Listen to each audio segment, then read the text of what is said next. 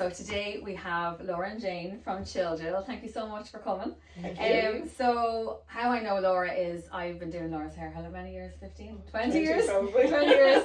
So I've gotten to kind of, you've gotten to know me in relation to, let's say, perimenopause and all that. So I think it's great to have you here, and let's get on all the kind of, I suppose we're educating the women and men or anyone out there that basically wants to just know a little bit more about perimenopause. And in particularly today we're going to be talking a bit about going to see your GP, going to see your doctor, and that's what I get a lot of these questions of: how do I go about it, what do I say, what do I do? So firstly, tell me about Jill. Well, I suppose Jill started, and the name, just to say about the name, reason we came up with the name Jill, rather than Kill Bill in a hormonal rage, we just thought we'd Jill. Yeah. But really, I suppose perimenopause hit me out of the blue, and I really had no idea of all the symptoms. I just naively thought perimenopause and menopause was you stopped your periods and had hot flushes. Yeah. I didn't realise about the 40 plus symptoms that were. And I was speaking with Laura. Laura's a good friend of mine. We've known each other for years. And we were talking about, and we were saying, well, if we as nurses don't understand and had no idea, what's it like for the general public? Yeah. And I suppose as well, we had different experiences with, the medical profession. And I think it's something that we felt we needed to do more about. Typical nurses, we needed to do more. So we went and did the courses, and we thought, well, if we're going to help women, we need to actually stand over what we're saying. So we went and we joined the International Menopause Society, did the British Menopause Society courses, so that we were able to be educated. And I suppose that was the big thing that we wanted to, initially the idea was to have like a first aid kind of kit nearly for women who were going through perimenopause and menopause who couldn't have HRT.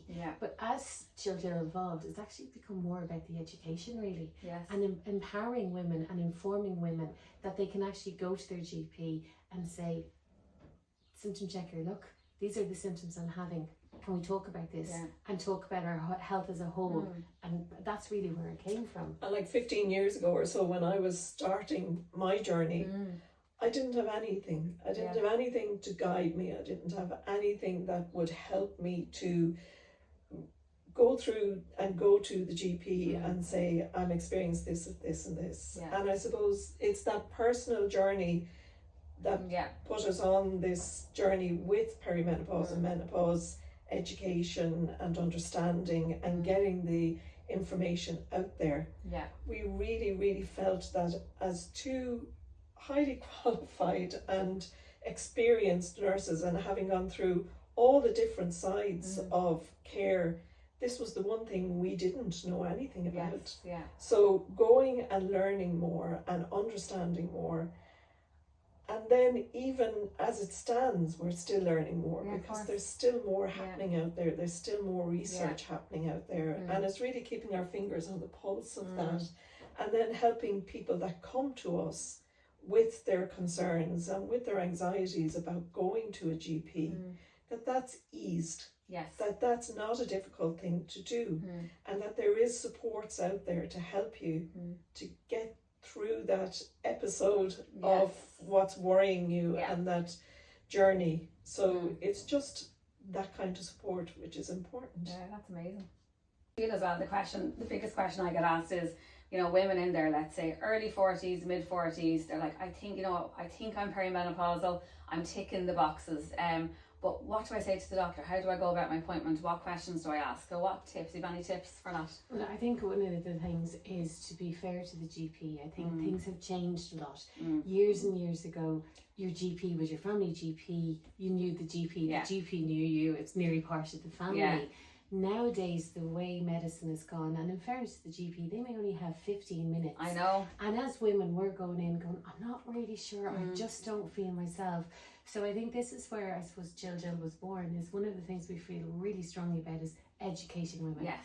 And this is knowledge is power. Knowledge is power. And it's about education. And I think sometimes by actually, a really good idea is looking at the symptom checker, downloading it. You have a symptom checker on your website, don't you? Checker on our website. But actually getting people that you love in your, your partner or your children. I know I got my teenagers and my husband to fill it out as well, because they're noticing symptoms that you mightn't even notice 100%. as well. And I think that's really important as well, or even speaking to your girlfriends. Yes. You know, sometimes over coffee it's like, you know, embarrassed to say things. And you go, well, you have that too. You have that too. And I think it's been open, like one of the symptoms that I really struggled with, and Laura would joke, Laura would always know when I was nearing home, because it's like, I need to use the bathroom, have to go, and I had the urgency. And people don't really like to talk about those symptoms. Where people will talk about brain fog a little bit, they might talk a little bit, like they might say, I did something stupid yesterday, and yeah, then it's kind of like, you know, you play it down a bit as well, don't you? Yeah. But actually some of the physical symptoms women are kind of hiding and not saying, and I think that's, and the other one is a lot of women think they've thrush. Yeah. And they're sitting and they're going to the chemist and they're buying loads of Canesten cream all the time, and it's not, it's the fluctuating estrogen levels. So I think they're the really important things. So I think one of the, you know, in answer to your question is actually be informed, go on the symptom checker, look at it, and also ask your friends and family to look at it with you as well, and then go to your GP. Brilliant, yeah, and at least you have something in your hand to look down at. You're saying this is what's wrong. Yeah, and sometimes as well, you know, when you go to your GP, there's the thing, you come out and go, oh, I forgot to mention this, and I forgot to ask this. Yeah, you know, and sometimes being able to have this beforehand, say, I'd like you to discuss with you these symptoms. I'm ticking the box on this. And it opens the conversation with your GP. Yeah, and usually with the GP, then the first thing they're going to say is, right, we're going to check your bloods, because it is important, isn't it, to check your bloods? Anybody would say that it's important to have a baseline. Yeah. And if a GP is checking your bloods, they're being very thorough with that. Oh yeah, that's good. They're checking the things that may be causing issues, and may mimic the signs of perimenopause and menopause. That's it. Because I know I've underactive thyroid, and you know, you could say that my perimenopause symptoms were that, but luckily my thyroid was fine. But low vitamin D, isn't it, as well? Yeah, low vitamin D, iron levels, B vitamins. You know, there's so many other things, and then I suppose you could have too much iron as well, which can affect your joints and bones and multi-systems. So you know, there's lots of other things they'll want to look at as well, just to make sure that they're giving the right diagnosis. Yes, exactly. So it may take more than one visit to actually get to the point where you're starting your HRT. So and that's if you need to start HRT, and not everybody wants to go on HRT. I know, that's it, exactly. So I got a question there not long ago, and it was from a lady. She went to her doctor's and she was told her bloods are fine, she's not perimenopausal, she's in her mid-40s, and she still has these symptoms that have creeped in, anxiety, so the doctor has offered her to go on antidepressants. So what's your thinking of that? Well, I think first of all, one-off bloods is not going to tell anything, because in perimenopause your hormones are fluctuating all the time. So you actually need a series of bloods, of your hormone bloods, to actually know if you're perimenopausal or not. The other thing I would say is it just anxiety, or does she have all the other symptoms? Like again, if you check the symptom checker, there's over 40 symptoms. So is it just the anxiety alone? Is there an underlying history of anxiety? Has she had this before? If she hasn't had it before, and this is something that she really feels is perimenopausal, that's different. And then and you know, what is her history to date? You know, has she experienced this before? What is the family history, etc.? You know, is there a history of mental illness or depression in the family? So there are other things that a GP will want to consider in conjunction with the other symptoms. And then if there are symptoms that are more indicative of perimenopause and menopause, well then HRT as an option for 3 months to start with, and see if the symptoms improve, and then look at it again and keep the person under review, and then decide whether they want to go ahead. So say after, let's say after 3 months of HRT, still feeling the same, antidepressants work fine, don't they, with HRT? They can be used in conjunction with the HRT. That's good to know, and it's always there as an option. I suppose it's weighing up where you are as well. What are those symptoms like for you, and can antidepressants work well with HRT? And sometimes as well, just to give like a little caveat, it can take 3, 4, 5, sometimes 6 months to actually settle into a dose for your HRT, because there are a load of different types of HRT as well. So I think sometimes, I don't know whether we spoke about this or not, It's what happens when we're chatting so much. Yeah, I know. There are different types of HRT. Yes. So I think that's really important. And there was an old type of HRT, which was just a single tablet. That's not body identical. So you need to have body identical HRT. And that comes in the form of patches, gel, or spray for your estrogen. Yeah. And then your progesterone comes in a tablet form. Or if you have the coil in, that's the synthetic part, but it's part of your progesterone. So again, it's looking at those, and then testosterone as well, should you require that. So it's not just a one size fit all, and I think that's really important to say as well. It's really important. And you might find as a person, so personally, I've tried all of them. So I can actually stand and say I've tried all of them. Yes, yeah. And I know for me that the gel suits me. Yes. For you, the spray suits you, you know, and before that I had one brand of patch that really suited me, but the other brand didn't. So this is where there's trial and error comes in as well. So you need to be a little bit kind to yourself. It does take time to settle in what suits you. Yeah, HRT is not kind of, you know, a quick fix either. You know, a lot of people think, you know, go on HRT and everything's going to be fine. It takes time. You know, it's a bigger circle really, isn't it, around it all? It's a bigger picture, let's say. Yeah. You know, just and there's adjustment time as well. And exactly. Seeing what doses suit. And you know, that's how your GP. And sometimes if you're going to a GP practice, maybe it's worthwhile finding out if there is somebody in the practice that's specialising or trained in menopausal care. And I know more GPs are, you know, having more resources towards and I think as well, if you ring in asking for that, they actually give you a longer appointment as well, don't they? Yes, they give you a double appointment. Yeah, they charge double, but it is a double appointment, but it's worth it. It is worth it. Because I think 10-15 minutes, you're kind of, and especially in your head when you go in, when you know, I've only got 10 minutes here, how am I going to say all this? And then you get all flustered, you know, whereas if you know you have a longer appointment, it's a bit more relaxing, you know, as well. It's more relaxing, you know? And it gives you time to explore things rather than sometimes, you know, you'll see people come in and go, I have to tell you this, and then come out and instead have forgotten half of it and want to nearly go back in again. But if you know you have an appointment purely to speak about you and your symptoms, it does, and you don't feel that rushed. And in fairness to the GPs, they have a longer time to explore what is, you know, how they can said you, which and is as you really said important. as well, it's not going to take one appointment, it might take a few. Really. It might take a few, and then the other thing is there's other things like anxiety driving, going places, you know, those rising levels of anxiety. And when you're going to the GP, you may feel really anxious as well. So actually taking something and taking maybe 10 minutes, 15 minutes to go through the symptom checker before you go. Yes, and there may be just obscure symptoms that you'd never have thought are associated with perimenopause and menopause. Yeah. And you go, oh my God. And you're ticking I've seen, so many boxes. You know, Jane and Laura's, their symptom checker up on their website, and it's like, oh my God, like the things you would never think are associated with perimenopause or menopause. And then the other thing is kind of around relationships and your relationship with your partner. Of course, yeah. And they will have noticed, as Jane said, quite a few things before you're noticing it. And there may already be this kind of distance between you and things happening that are kind of, you don't understand why it's happening. You just feel that way. And I suppose the only way I could describe it for me at the time, not kind of really having the words, was that my battery felt like it was run down, and I could only get it back up to half full, and that was how I was feeling, and I was running on half empty, half full all the time. I know.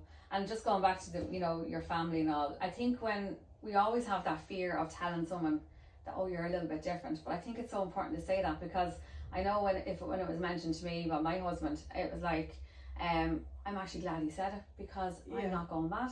So it's like if someone else says it, so I think that's important as well, to try and talk to your loved ones, isn't it really? Yeah, and it could be simple things like inability to cope like you used to, feeling stressed by things that you had resilience from before, you would just bounce back. All of a sudden you're not bouncing back like you did. I know. Snappy, where you were never snappy, and then going away and being upset about it. Yes. What's happening to me? What did I do? Yeah, how did I, you know, and then overthinking things and, you know, worrying about things. They're all things that are associated with fluctuations in your hormones. And then equally, people that have issues with premenstrual tension and pain, etc., they can experience perimenopause far more severely than people that don't have those symptoms. So when we're talking to friends, there can, it's recognised that a third of people have mild symptoms, a third moderate, and a third severe. So 2/3 of us are probably experiencing similar symptoms, but a third are not. So, you're thinking, oh no, there's nothing wrong with me. My friend is fine, so no, it's all just in my imagination. But we're all individuals, we're all different, but we're all going through similar things at similar ages. Yeah, that's brilliant. Well, that is so much information. I'm after learning so much. Is there anything else you want to end with, chat about? I think the thing is to support yourself. You know yourself, and those close to you know you. So if there is something that's just not right, go look into it. Get ahead of it. And I suppose the important thing is to educate our partners, our sons, our daughters. Oh yes, definitely, So that this is not a mystery in 20 years' time. That they're not worried about going to the GP. They're not worried about it. It's about getting that information out there and that support when we need it. 100%. I suppose for me, it's something that I'm very passionate about, coming from an oncology cancer background. The amount of women that I meet that say, I can't have HRT because there's breast cancer in my family, or there's cancer in my family. Go and speak with your GP. There are 7 specialist clinics out there as well. Brilliant. And they're free. And you need to be referred from your GP. So I think that's something, again, I know I'm speaking about education all the time. Yes, it's really that's really important to know, because there's people out there that don't realise. And as I know that it sounds like HRT is the cure. As one man says, can you just put up the cure there? Like when you're giving a talk and the men will put up the cure. But there is so much more information and things that can support and help women, and I think opening up the conversation with your GP is crucial, and that's 100%. The start. And I think as women we're the worst, aren't we, for just kind of, all be grand, all will be fine, but if it is your child or your husband or your partner, you'd be there saying go on, get sorted, but we don't do it for ourselves, and that's just, we need to start doing that and looking after ourselves. I think the other thing is that this is an emerging field in medicine. Everybody's learning. We're all learning, we're all updating. So the information that we have will evolve and change. There's more papers out there. It's really that there's evidence-based information that we can follow, and that GPs are now following. And they have more and more information. So, things like if you go into early menopause before you're 45, looking at things like DEXA scans and looking then at your bone health over time.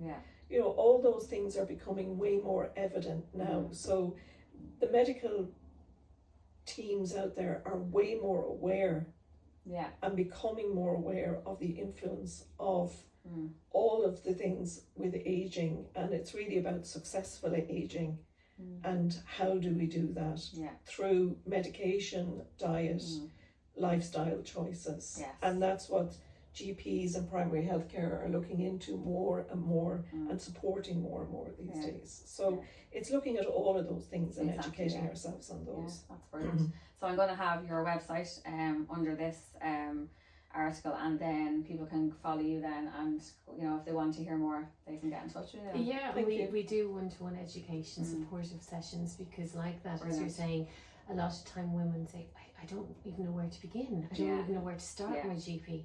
And sometimes just even having half an hour with us, just sitting, talking through all the symptoms, and let's face it, it's never half an hour, it always goes on. But it's something that's really important to us, because we feel really strongly that if a woman is educated and informed going into the GP, they get more out of that session and get the answers that they that they deserve, and get the help that they need. Well, these are brilliant. And sometimes people want to voice it before they go into a GP. They want to go through it and formulate have a practice run. That's what I was practice run. Some people do, and we talk to lots of people, lots of friends and lots of family, and as you know, from doing my hair. Yes, I chat know. with you as well. Yeah, so, exactly. yeah, no, And we have 100%. spoken to men as well, which is amazing as well. We've had men, book in with us who want to speak with us brilliant. to support their partners, and that's fantastic as well. I think that's good. really That's actually really good. Yeah, and I think that's really important as well. I think when they're on the same kind of page of you, they know what's going on with you. They can understand you a bit better, and not be confused. But that's brilliant. So thank you so much. Thank you very much.